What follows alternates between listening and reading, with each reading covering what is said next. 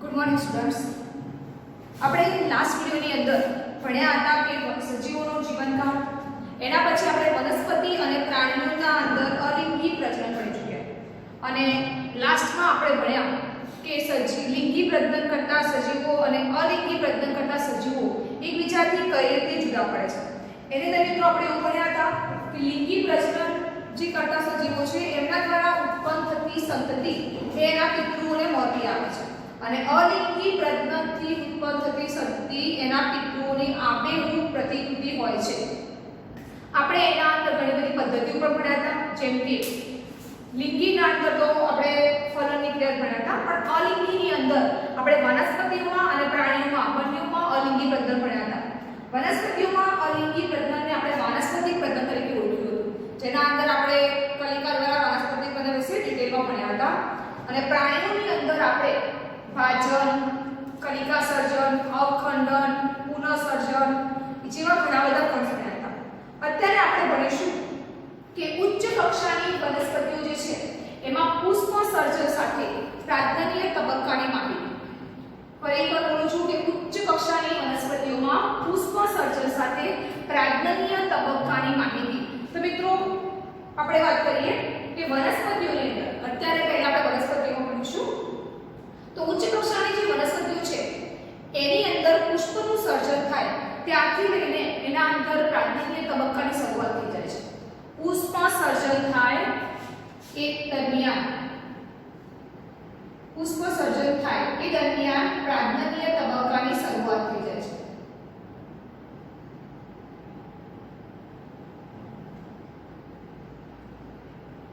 એ બીજી વસ્તુ પર આપણે ફોકસ કરીએ કે પ્રાજ્ઞનીય તબક્કાની શરૂઆત થઈ એના માટે જુવેનાઇલ તબક્કાનો અંત કહેવાશે.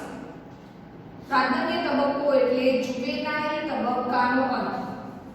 આપણે પ્રાણીઓ માટે જુવેનાઇલ તબક્કો શબ્દ વાપર્યું હતું અને વનસ્પતિ માટે વાનસ્પતિક પ્રજનન શબ્દ વાપર્યો હતો. ફરી એકવાર કહું છું, પ્રાણીઓ માટે આપણે જુવેનાઇલ તબક્કો શબ્દ વાપર્યો હતો અને વનસ્પતિ માટે વાનસ્પતિક શબ્દનો ઉપયોગ કર્યો હતો. તો પ્રાજ્ઞનીય તબક્કાની શરૂઆત એટલે જુવેનાઇલ અને એ પ્રાજ્ઞનીય વાનસ્પતિક પ્રજનન તબક્કાનો અંત રહેશે. જુવેનાઇલ તબક્કો એટલે શું? તો આપણે ભણ્યા હતા કે સજીવ જ્યારે પુખ્તાવસ્થાએ પહોંચે છે કે પ્રજનનીય અવસ્થાની શરૂઆત કરે એના પહેલા એના શરીરમાં જે વૃદ્ધિના તબક્કા સુધી પહોંચે છે, જે વૃદ્ધિ થાય છે એને આપણે જુવેનાઇલ તબક્કો કહીએ છીએ. અને અહીંયા આપણે પ્રાજ્ઞનીય તબક્કો એટલે આપણે આનો અંત કહીશું. કેટલાક એક્ઝામ્પલ દ્વારા સમજીએ આપણે. તો ઘણી બધી વનસ્પતિઓ એવી છે, એટલે આનું એક્ઝામ્પલ હું તમને કહ્યું, એક્ઝામ્પલ તરીકે ગરગુડો. હવે આપણે વાત કરીએ કે ઘણી બધી વનસ્પતિઓની અંદર તમે થોડાક એક્ઝામ્પલ લઈ લો, જેમ કે ઘઉં છે, કેરી, નાળિયેરી છે, ચોખા છે. આ બધી વનસ્પતિઓ છે એમાં દરેકમાં પુષ્પ સર્જન અલગ અલગ સમય થાય છે. આ બધી જ વનસ્પતિઓની અંદર પુષ્પ સર્જન અલગ અલગ સમય થાય છે. તમે આ જોઈ શકો છો કે ઘઉં, કેરી, નાળિયેરી, ચોખા, તમે કોઈ પણ એક્ઝામ્પલ લો, આ બધા જ વનસ્પતિઓની અંદર પુષ્પ સર્જનનો સમયગાળો અને એની જે અવસ્થા છે એ બધામાં અલગ અલગ હોય છે. કેટલીક વનસ્પતિઓ એવી છે જે એકથી વધુ વખત પુષ્પ સર્જન કરે છે, એકથી વધુ વાર. આપણે આગળ ભણ્યા હતા કે ગુલાબ છે, વડ છે, જે બધા એક્ઝામ્પલ સજીવોના જીવનકાળની અંદર એ લોકોના બધાના આયુષ્ય અલગ અલગ હતા. તો એ પ્રમાણે એ પોતાના જીવનકાળ દરમિયાન અલગ અલગ સમયે પુષ્પ સર્જન કરતા હોય છે. ઘણી વનસ્પતિઓ એવી પણ છે કે જે વર્ષમાં એક જ વાર પ્રજનન કરે, અમુક વર્ષો સુધી પ્રજનન કરે. અમુક વનસ્પતિઓ જીવનકાળ દરમિયાન ઘણી બધી વખત પ્રજનન કરતી હોય છે, એટલે કે પુષ્પ સર્જન કરતી હોય છે. અહીંયા મેં એક્ઝામ્પલ લખ્યા છે. એ એક્ઝામ્પલ એવું સમજાવે છે કે વનસ્પતિઓમાં પુષ્પ સર્જન અલગ અલગ સમયે હોય છે. એના પછી બીજું આપણે ભણીએ કે અમુક વનસ્પતિઓ એવી છે કે ચોક્કસ ઋતુમાં જ પુષ્પ સર્જન દર્શાવે છે. અમુક વનસ્પતિઓ એવી છે જે ચોક્કસ ઋતુમાં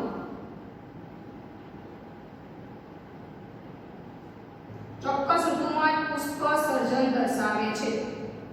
આને એક્ઝામ્પલ તરીકે આપણે લઈશું કેરી, સફરજન અને ફણસ. મિત્રો ફરી એકવાર, અમુક વનસ્પતિઓ સર્જન દર્શાવે છે. એટલે એમની ચોક્કસ અનુકૂળ ઋતુ આવે. માનો કે આપણે એવું કહીએ છીએ કે કેરી આપણને ઉનાળામાં ખાવા મળે છે, તો એના અંદર જે પુષ્પ, એના જે આંખો છે એના જે પુષ્પ સર્જન થયું છે. આપણને એક વસ્તુ તો ખબર છે કે પુષ્પ સર્જન થાય એના પછી પુષ્પની અંદર ફલનની ક્રિયા થશે, પુષ્પ પછી ખરી પડે છે, મતલબ કે એનું જે ફલિતાંડ બનશે એના અંદર, એના સિવાય બીજાશય શિવાનો બધો ભાગ ખરી પડે છે અને એ જે બીજાશયની અંદરથી પછી ફળનું નિર્માણ થશે. તો આપણા આંબા માટે આપણું ફળ છે કેરી. તો કેરી આપણને ઉનાળામાં મળે છે, તો એનો મતલબ શું થાય? શિયાળાની એની અંદર આંબા ઉપર પુષ્પનું સર્જન થશે. બરાબર? તો આની ચોક્કસ ઋતુ કહીએ. તો આ છે કે ચોક્કસ ઋતુમાં પુષ્પ સર્જન અમુક વનસ્પતિઓ દર્શાવે છે. હવે અમુક વનસ્પતિઓ એવી છે જે સળંગ વર્ષ દરમિયાન, અમુક વનસ્પતિઓ એવી છે કે સળંગ વર્ષ દરમિયાન પુષ્પ સર્જન દર્શાવે છે. મિત્રો આનું તમને એક્ઝામ્પલ આપી દઉં કે બારમાસી. તમે અહીંયા ગલગોટાનું એક્ઝામ્પલ લઈ શકો છો. ગલગોટો અને બારમાસી. ગલગોટાને આપણે હજારીકલ તરીકે પણ ઓળખીએ છીએ. એ આખું વર્ષ દરમિયાન ઓલ ટાઈમ એ પોતે પુષ્પ સર્જન દર્શાવતું હોય છે. યાદ રાખજો ફરી એકવાર કે મેં અહીંયા કીધું છે કે કેરી, ફણસ અને સફર જેવી વનસ્પતિઓ ચોક્કસ ઋતુમાં જ ફળ સર્જન કરે છે, પુષ્પ સર્જન. અને ગલગોટો અને બારમાસી જેવી વનસ્પતિઓ છે એ સળંગ વર્ષ દરમિયાન પુષ્પ સર્જન કરે છે. મિત્રો એના પછી વાત કરીએ આપણે કે એક વર્ષાયુ વનસ્પતિઓ અને દ્વિવર્ષાયુ વનસ્પતિઓ. એક વર્ષાયુ અને દ્વિવર્ષાયુ વનસ્પતિઓ છે એમના અંદર પ્રજનન્ય તબક્કો એટલે કે પુષ્પ સર્જન થવું એ સમયગાળો, પ્રજનન્ય તબક્કો અને પતન.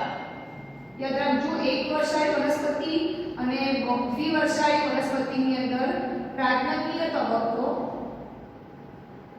અને પતન.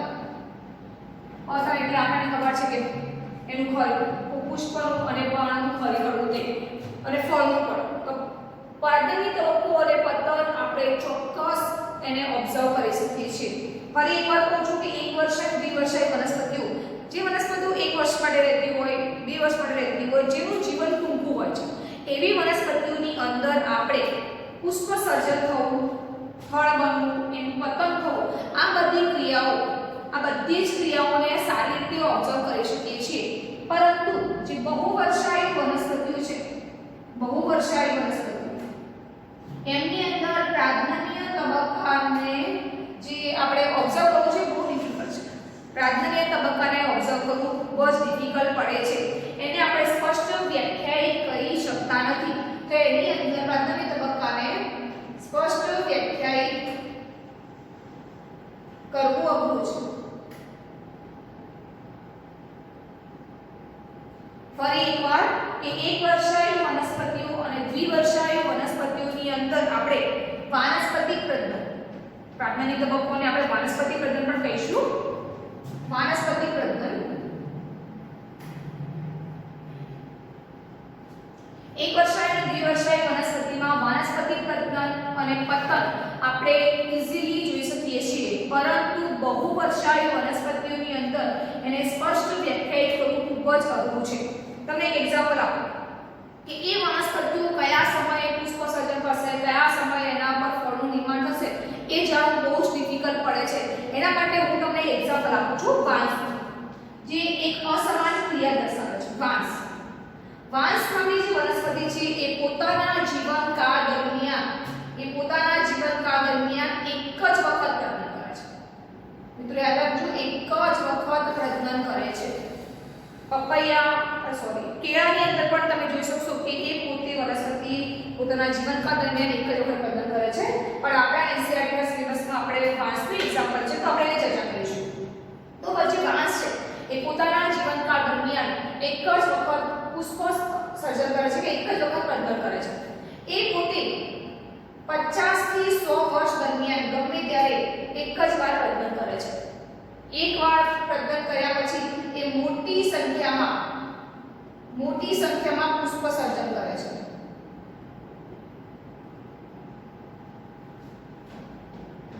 કરી અને લાસ્ટમાં મૃત્યુ પામે છે.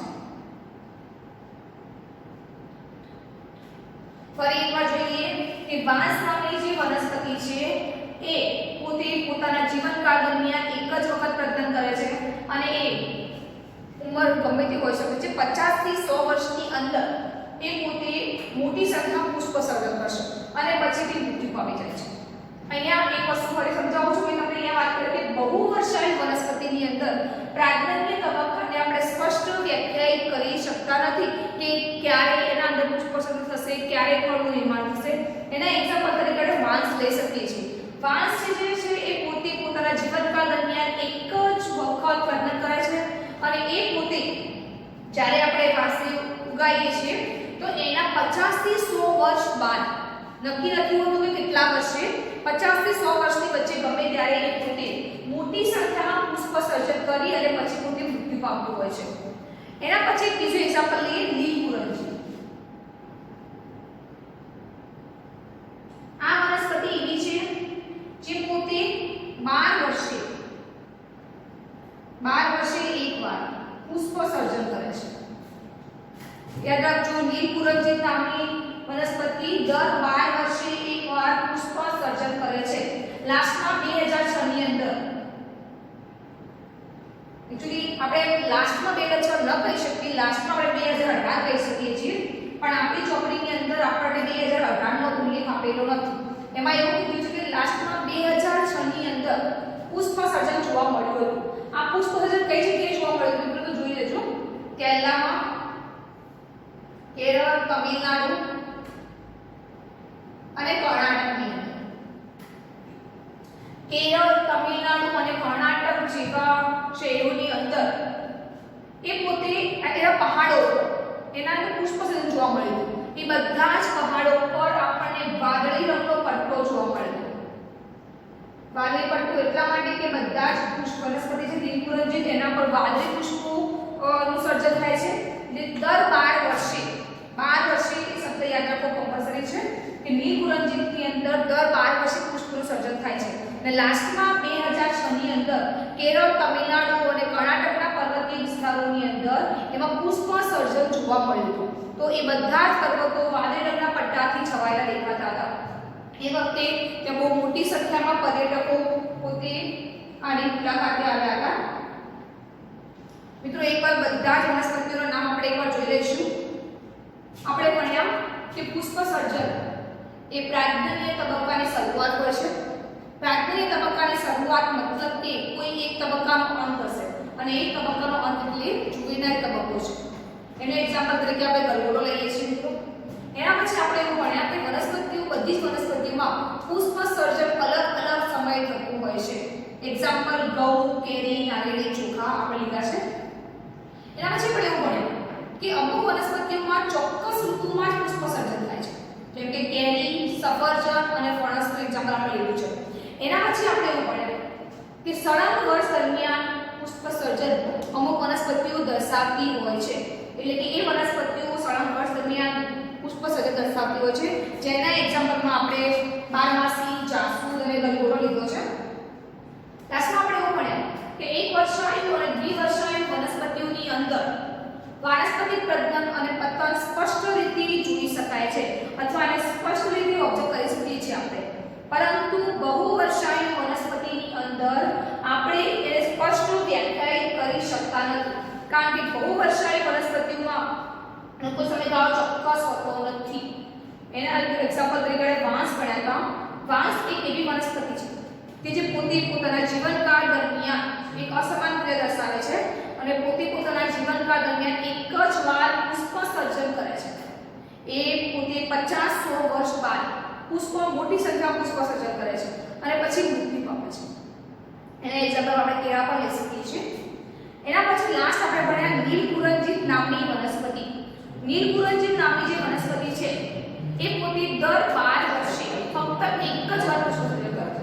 યાદ રાખો મિત્રો, દર 12 વર્ષે એ પુષ્પ સર્જન કરે છે. 2006 માં તમિલનાડુ, કેરળ અને કર્ણાટકના પર્વતીય વિસ્તારોમાં આપણે એનું પુષ્પ સર્જન જોવા મળ્યું હતું. બીજી વસ્તુ કહ્યું કે એ વખતે એ પહાડો પર આખો એક વાદળી કલરનો પટ્ટો જોવા મળ્યો હતો, જેને જોવા માટે ખૂબ જ મોટી સંખ્યામાં પર્યટકો મતલબ કે ત્યાં પહોંચ્યા હતા. હવે લાસ્ટ આપણે વાત કરીએ કે પ્રાણીઓમાં આ બધી વાત આપણે વનસ્પતિઓમાં કરી. મિત્રો આ બધી જ વાત આપણે વનસ્પતિઓમાં કરી છે અને આ પોઈન્ટ્સ આપણે નોટબુકમાં લખી લેવાના છે. હવે એના પછી વાત કરીએ પ્રાણીઓની અંદર.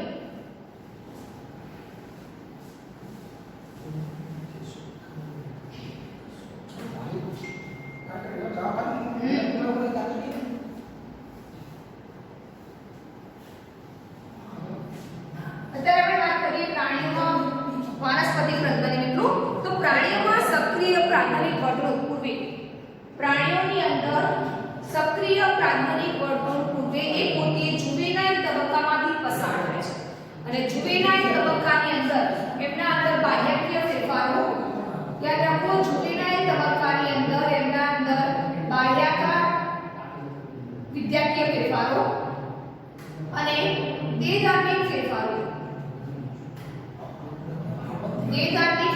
આપણને જોવા મળશે. યાદ રાખો ફરી એકવાર કે જુવેનાઇલ તબક્કાના પ્રાણીઓની અંદર આપણે વાત કરી છે. અહીંયા આપણે પ્રાણી લખ્યું છું.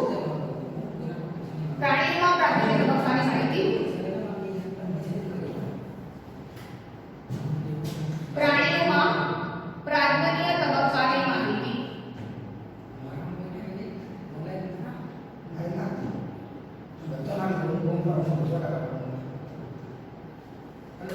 આપણે વાત કરી કે જુવેનાઇલ તબક્કાના અંત દરમિયાન પ્રાણીઓની અંદર ઘણા બધા ફેરફારો જોવા મળે છે.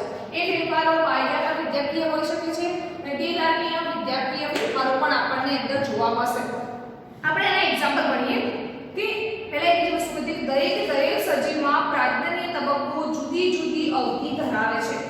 કોઈ પણ સજીવ હોય, વનસ્પતિ હોય, પ્રાણી હોય કે પ્રાણીઓ પછી કોઈ પણ હોય, એ બધા સજીવો પ્રાજ્ઞન્ય તબક્કાની અવધિ જુદી જુદી હશે. તો એક પોઈન્ટ પર આપણે લખી દઈએ કે પ્રાજ્ઞન્ય તબક્કાની અવધિ દરેક સજીવમાં જુદી જુદી હશે.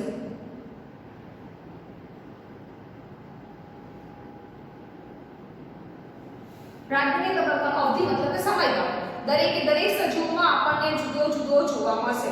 મિત્રો આપણે અહીંયા કેટલાક પ્રાણીઓની વાત કરીએ. શરૂઆત આપણે પક્ષીથી કરીશું. પક્ષી તો કુદરતી વસવાટમાં જે પક્ષીઓ વસે છે, યાદ રાખજો શબ્દો, કુદરતી વસવાટમાં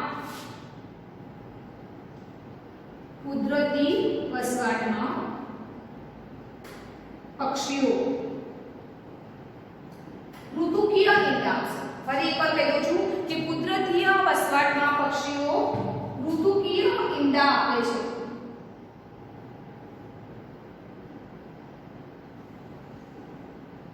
પરંતુ ફરી એકવાર કહી દઉં છું કે કુદરતી વસવાટમાં વસતા પક્ષીઓ ઋતુકીય ઈંડા આપે છે, એટલે ચોક્કસ ઋતુમાં જ ઈંડા આપે છે. પરંતુ બંધનાવસ્થામાં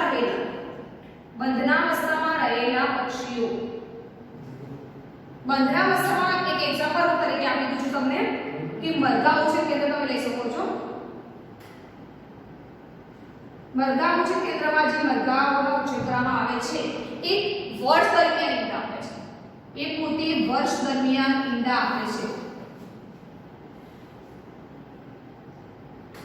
તો આ કઈ ઈંડા આપે છે? તો તમને કહી દઉં કે જે બંધનાવસ્થામાં જે પક્ષીઓ રાખવામાં આવે છે, જેમ કે એક્ઝામ્પલ તરીકે મેં મરઘાનું આપ્યું છે, એમને એના ટ્રેનર એવી રીતે કેળવે છે, એવી ટ્રેનિંગ આપે છે કે એ જે પક્ષીઓ છે એ પોતે વર્ષ દરમિયાન ઈંડા આપે છે. તો આનો મુખ્ય હેતુ શું? તો આનો મુખ્ય હેતુ છે માનવ કલ્યાણ હેતુ વેપાર અર્થે. એટલે કે માનવ કલ્યાણ માટે આનો વેપાર વ્યવસાય કરવા માટે આ બધા પક્ષીઓને એવી રીતે કેળવવામાં આવશે કે પોતે વર્ષ દરમિયાન દરરોજ ઈંડા. ફરી એકવાર, જે પક્ષીઓ કુદરતી વસવાટની અંદર ચોક્કસ ઋતુમાં જ ઈંડા આપે છે, એ જ પક્ષીઓ બંધનાવસ્થાની અંદર વર્ષ દરમિયાન ઈંડા આપે છે. એમને એ રીતે કેળવવામાં આવેલા છે કે જેથી કરીને એ પોતે દરરોજ ઈંડા આપી શકે છે. અને જેનો મેઇન હેતુ શું છે કે માનવ કલ્યાણ માટે જેનો વેપાર થઈ શકે છે. હવે એના પછી વાત કરીએ કે ચરાયુ ધરાવતા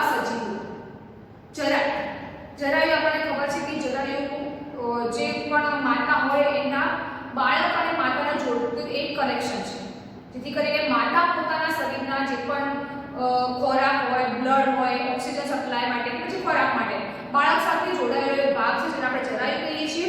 જરાયુ ધરાવતા માદા સસ્તનો, ફરી એકવાર કહીશું કે જરાયુ ધરાવતા માદા સસ્તનોની અંદર જરાયુ ધરાવતા માદા સસ્તનો જેમની અંદર અનપિંડ, સહાયક ગ્રંથિઓ અને અંતઃસ્ત્રાવ. આ 3 પોઈન્ટ લખ્યા છે મિત્રો, એકવાર એના પર ધ્યાન આપજો કે જરાયુ ધરાવતા માદા સસ્તનોની અંદર અનપિંડ, સહાયક ગ્રંથિઓ અને અંતઃસ્ત્રાવોમાં ચક્રીય ફેરફારો જોવા મળશે. ચક્રીય ફેરફારો જોવા મળશે કે પ્રજનનની ક્રિયા દરમિયાન કે પ્રજનનના તબક્કે પહોંચતા પહેલા એમના અંદર બધામાં એક પ્રકારના ફેરફારો જોવા મળશે. જેમ કે અનપિંડ છે તો અનપિંડ એ પોતે અંડકોષ ઉત્પન્ન કરવા માટે કહેવાશે, અંડકોષ ઉત્પન્ન કરશે. સહાયક ગ્રંથિઓ એમને પ્રજનનની ક્રિયામાં સહાય કરવા મદદ થશે.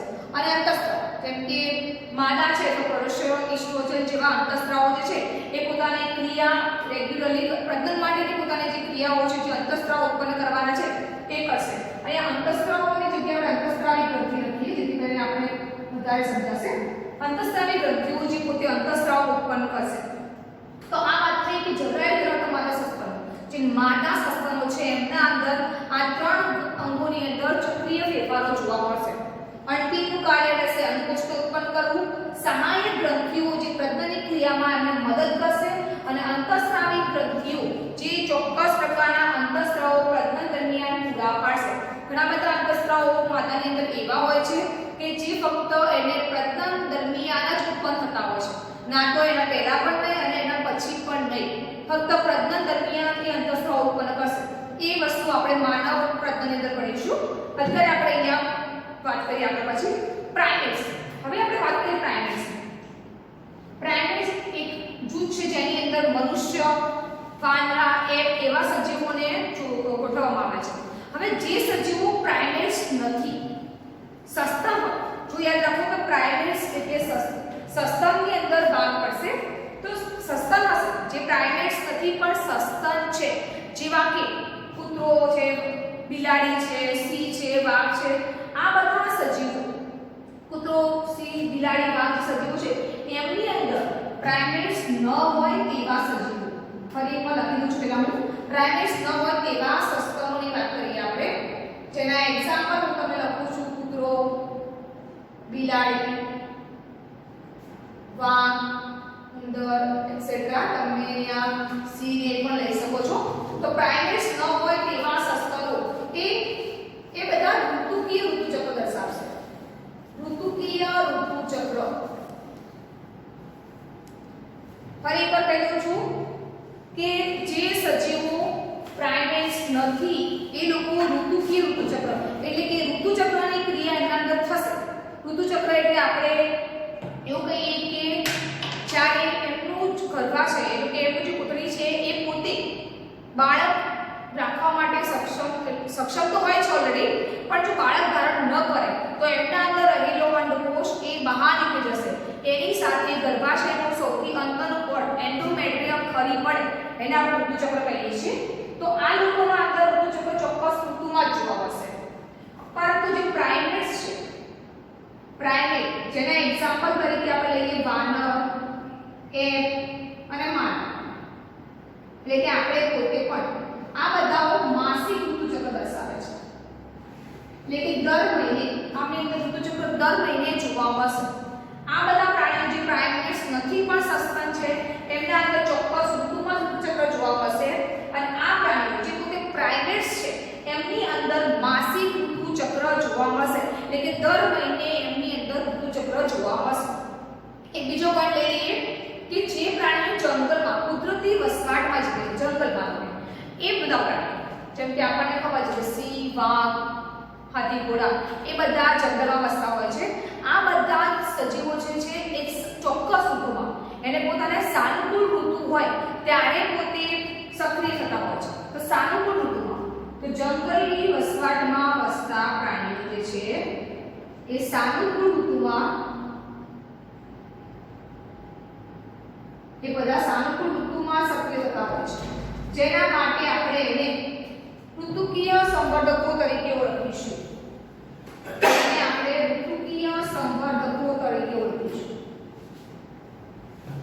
અને બીજું, જેમ કે આપણે પોતે જ વાત કરીએ, એ લોકો હંમેશા અમુક પ્રાણીઓ એવા છે જે હંમેશા સક્રિય જ હોય છે, તો એમને આપણે સતત સંવર્ધકો તરીકે ઓળખીશું. ફરી એકવાર સમજાવું છું કે જે પ્રાણીઓ જંગલી કુદરતી વસવાટમાં વસતા હોય છે એ લોકો સાનુકૂળ ઋતુમાં સક્રિય થતા હોય છે, એટલા માટે ઋતુકીય સંવર્ધકો તરીકે ઓળખવામાં આવે છે. અને બીજા ઘણા બધા સસ્તરો એવા છે જે ચોક્કસ ઋતુ મતલબ કે એ હંમેશા સક્રિય રહેતા હોય છે, માટે એમને સતત સંવર્ધકો તરીકે ઓળખીએ છીએ. મિત્રો આપણે અહીંયા પ્રાણીઓમાં પ્રાથમિક તબક્કાની માહિતી આપી છે. એકવાર એના પર નજર મારીએ કે જુવેનાઇલ તબક્કા દરમિયાન સજીવોના અંદર બાહ્યકાર વિદ્યાકીય અને દેહધાર્મિક ફેરફારો જોવા મળે છે. યાદ રાખો ફરી કે જુવેનાઇલ તબક્કો જ્યાં સુધી ચાલતો હોય છે તે દરમિયાન એના અંદર આ બધા ફેરફારો જોવા મળશે. અને દરેક સજીવોની અંદર પ્રાજ્ઞન્ય તબક્કાની અવધિ અલગ અલગ હોય છે. એના પછી આપણે એવું ભણ્યા કે કુદરતી વસવાટમાં વસતા પક્ષીઓમાં એ પોતે ઋતુકીય ઈંડા આપે છે, પરંતુ જ્યારે એક પક્ષીઓને બંધનાવસ્થામાં રાખવામાં આવે તો એને એવી રીતે કહેવામાં આવશે કે એ વર્ષ દરમિયાન ઈંડા આપશે. એટલે માનો કે દરરોજ ઈંડા આપે છે. આનો મુખ્ય હેતુ માનવ કલ્યાણ માટે વેપારનો હોય છે.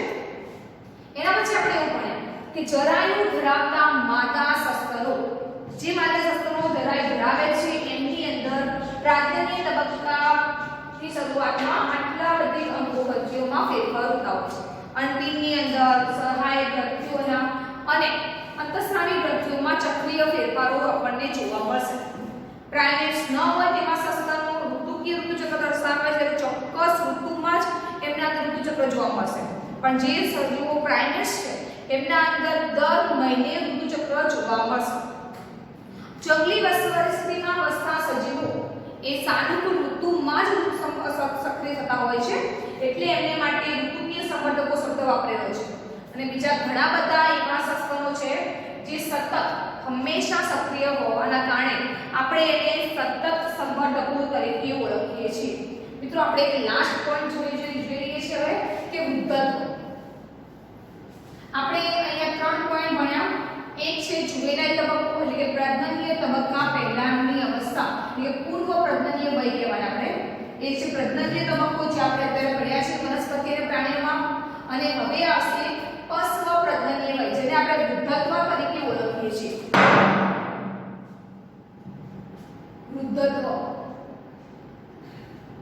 વૃદ્ધત્વ એટલે પ્રાજનનીય તબક્કાનો. મિત્રો આ શબ્દ આપણે બહુ ઇમ્પોર્ટન્ટ છે. પ્રાજનનીય તબક્કાનો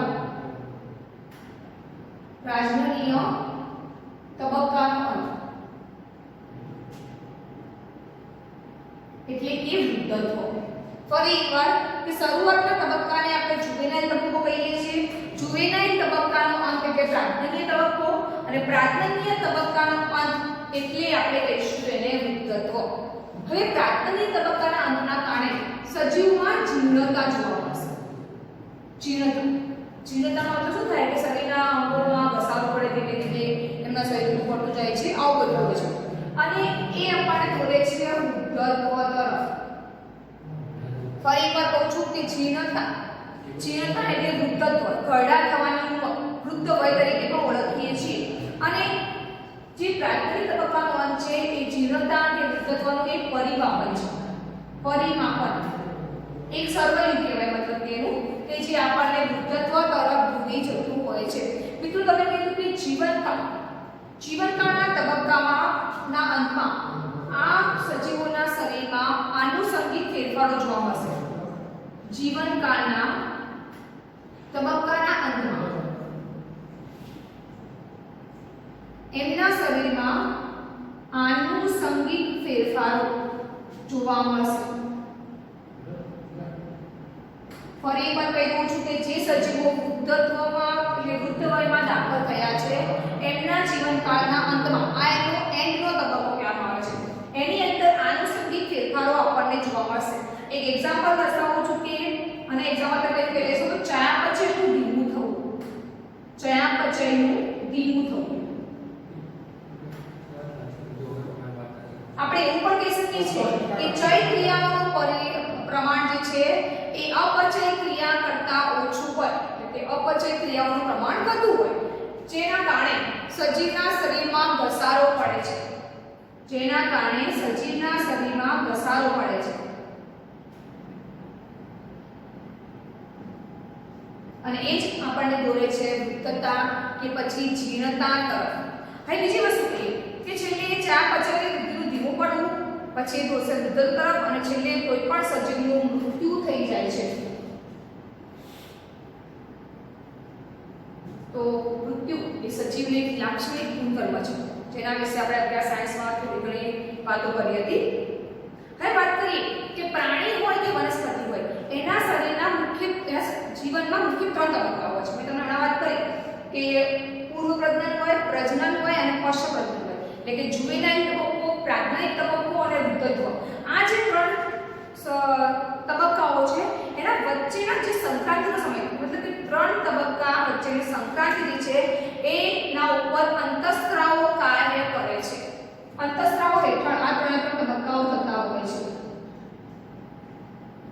અંતઃસ્ત્રાવ કઈ રીતે તો સમજો કે પહેલા જુવેનાઇલ તબક્કાની અંદર તો એમાં અંતઃસ્ત્રાવો જેમ કે આપણો ગ્રોથ હોર્મોન છે, વૃદ્ધિ અંતઃસ્ત્રાવો એનું કામ થશે, એટલે કે સજીવના શરીરમાં વૃદ્ધિ થશે. એના પછી આવ્યો પ્રાજ્ઞાનિક તબક્કો, તો એની અંદર એના પ્રજનનીય અંતઃસ્ત્રાવો, જેમ કે પુરુષ હોય તો ટેસ્ટોસ્ટેરોન છે, સ્ત્રી હોય તો પ્રોજેસ્ટેરોન, એસ્ટ્રોજન, એ બધા અંતઃસ્ત્રાવો કાર્ય કરશે અને પ્રાજ્ઞાનિક તબક્કામાં એ પ્રજનનની ક્રિયામાં મહત્વનો ભાગ ભજવશે. અને લાસ્ટમાં વૃદ્ધત્વ, એમાં બધા જ અંતઃસ્ત્રાવોની ક્રિયા ધીમે ધીમે ઓછી થશે, જેથી કરીને એ સજીવ પોતે વૃદ્ધત્વ તરફ દોરાય છે. તો મતલબ કે સજીવોના શરીરમાં જે 3 સંક્રાંતિ અવસ્થાઓ છે એ બધી જ અવસ્થાઓ ડાયરેક્ટલી ગણો કે ઇનડાયરેક્ટલી ગણો અંતઃસ્ત્રાવો પર નિર્ભર હોય છે. ઓકે, હવે વાત કરીએ અંતઃસ્ત્રાવો અને પરિસ્થિતિકીય પરિબળો, એટલે કે જે વાતાવરણ પર્યાવરણીય પરિબળો છે એ બધા જ પ્રજનનીય તબક્કાને નિયંત્રિત કરતા હોય છે. અંતઃસ્ત્રાવો અને પર્યાવરણીય પરિબળો એ બંને તમે ડાયરેક્ટલી ગણો કે ઇનડાયરેક્ટલી ગણો પ્રજનનને નિયંત્રિત કરે છે. પ્રજનનની ક્રિયાને આ બંને ઘટકો નિયંત્રિત કરતા હોય છે, જેની વાત આપણે કરી છે કે અંતઃસ્ત્રાવોના કારણે પ્રજનનની ક્રિયા થતી હોય છે અને જે સજીવોની વર્તણૂક અને અભિવ્યક્તિને સાંકળતા હોય છે. યાદ રાખો ફરી કે પ્રજનનને તો નિયંત્રિત કરે જ છે, સાથે સાથે સજીવોની વર્તણૂકીય